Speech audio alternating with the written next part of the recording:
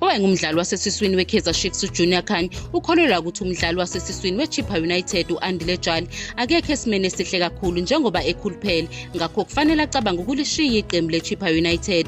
uJali osayine ku-Chippa ekuqaleni kwesizini usadlala imidlalo engu-12 kuyona yonke imiqhudelwano, washaya amagoli amabili, nokho usephuthwe imidlalo eminingi ngo-2025 ngenxa yokudonseka komsipha. Lokhu kufakazelwe ngumqeqeshi we-Chippa United uThabo September.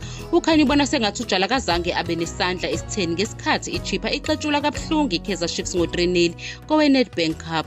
uKhanye uthi lokhu kudlala kudalwe ubunzima obubhekene noJali kumasizini ambalwa adlule, wathi isikhathi sikaJali ku-Sundowns nokudlulela kwakhe kuChippa bekungayiphazamisa indlela yakhe. uKhanye uphakamisa ukuthi uJali njengaye phambilini uke wabhekana nezinselelo okungenzeka zibe nomthelela emsebenzini wakhe. uKhanye ukholelwa ukuthi uJali usenokuningi asazokwenza ebholeni laseNingizimu Afrika, kodwa kumele adlulele eqenjini elisha anakekele kangcono impilo yakhe yomzimba. ugcizelela ukuthi eminyakeni kaJali kumele avuthwe athuthuke eqophelweni lakhe, ekhomba abadlali bomhlaba abafana noMessi noRonaldo njengesibonelo sabadlali abagcina izinga eliphezulu ebudaleni. uKhanye uphakamisa ukuthi ukuya eqenjini elisha kuhlanganiswe nokuqeqeshwa okufanele kungasiza uJali abuyele esimeni sakhe esihle.